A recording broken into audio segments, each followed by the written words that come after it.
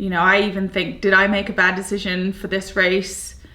It's such a stacked race in Ibiza to come up in May. It's basically stronger than a world champs to be doing in May, which we've never done.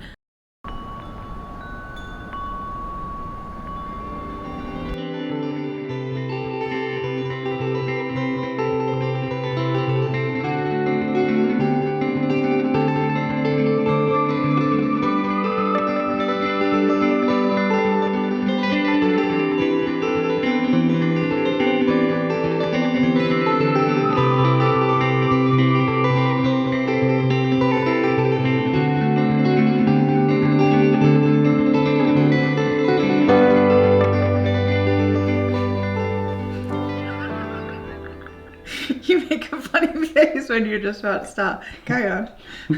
It's like, I don't see that until you actually turn the camera on.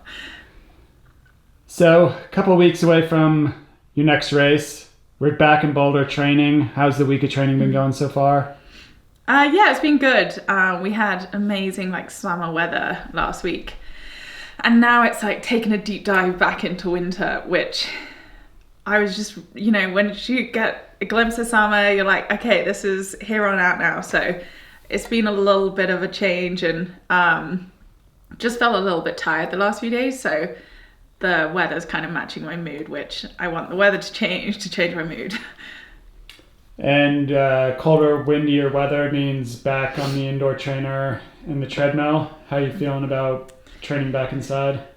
Yeah, I don't love doing key sessions indoors. I don't mind doing really short stuff that I can do very easily, but when it's a session right on the verge of being able to do it or not, I much prefer doing it outside. I just feel like I can get into the rhythm better and use the momentum to produce power more, and whether it's on the outside too, and I'm solar powered, so sunshine helps me. So yeah, not stoked about being back indoors. Had 10 miles on the treadmill yesterday, and then an indoor ride for 2.5 hours afterwards, and this weekend looks like it's all going to be inside. So yeah, I was looking up flights this morning to some sunnier weather, but no, I just got to stay and get through this week, and then the hardest, all my volume will be decreasing and getting lighter again, so then I'll be freshening up and feeling ready to race again. You regretting your decision to move to Boulder? No, I'm not regretting it, but yeah, it's still new, so I thought, yeah, I've done my time, I've dealt with it really well over winter. Everyone who lived here all went to Tucson or sunnier places in the winter, and I was like, yeah, we stayed and it wasn't that bad. But now we're in race season, we've had a glimpse of summer, I'm not ready for it to be winter again. So this is the first time I'm having a bit of a inner tantrum about it, but I can't show it on the outside because I'm the one that's convinced us to move here. 2 weeks away from your next race, which is the PTO European Championship. There's also an Ironman 70.3 regional championship on the same day in St. George.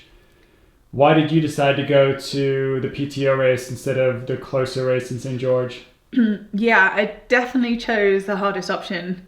Traveling to Ibiza to race, what do you say, the biggest stacked race that we've ever probably assembled. That sounds like a Marvel movie. I even think, did I make a bad decision for this race? It's such a stacked race in Ibiza to come up in May. It's basically stronger than a world champs to be doing in May, which we've never done. Would I be financially better off going to St. George, having potentially an easier chance to win a 70.3 title that does more for bonuses and sponsors and everything? So yeah, it's kind of really at that tipping point.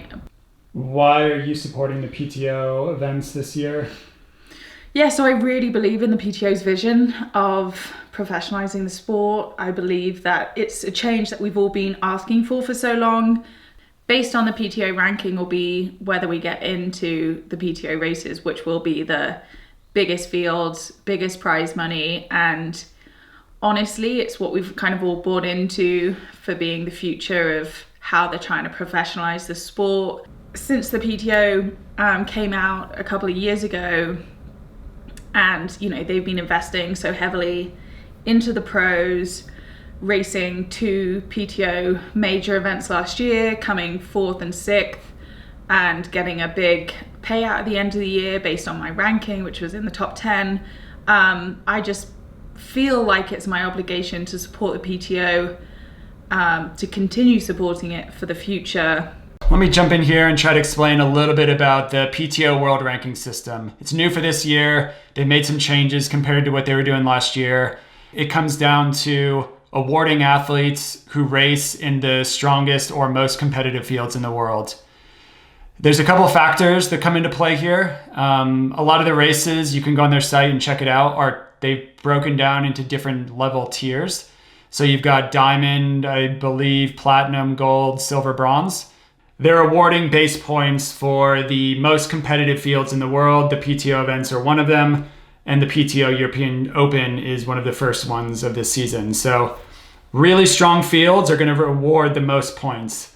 The second factor is they are going to take into consideration the strength of the field. So they will look at the field, the starters, who's racing, and take the average ranking of the top 5 athletes. So you've got the position score for placing 1st, 2nd, 3rd, 4th, 5th, 6th in the actual race based off, say, 100 points for a PTO event.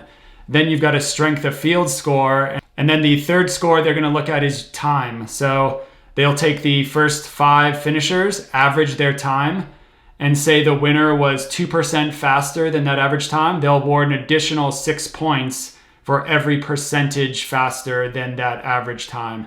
Gets a little complicated, but essentially that's how they put together a single score for a race using race position, strength of field, and time for that score. At the end of the year, they're going to take your 3 highest scores and give you a world ranking. And this, you can go on their site, you can check out the world rankings, you can see where everyone's ordered. You can click on their tab next to their name and even see which races they scored and what points were associated for all those races. All right, say something.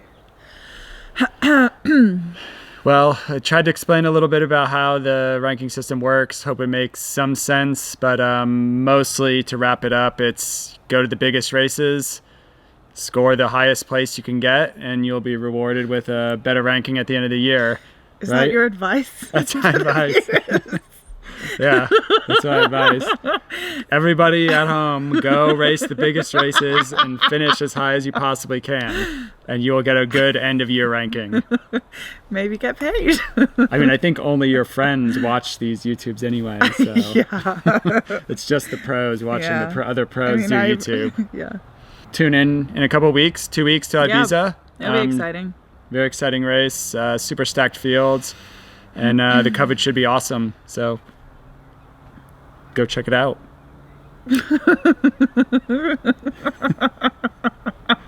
You got now do the little plead. What plead? For the YouTube likes and subscribes. We decided we're not going to plead for likes and subscribes. But Holly wanted me to. But if you do, we'd really appreciate it. And one thing I think that will be fun is if you want to drop a comment on the women's podium, top 3 places, and winning time for the 100K distance. We see who the winner is. Maybe there'll be a small prize. Who knows? Maybe. Maybe. We'll find something around the house to give away. Cut. Good? Yeah.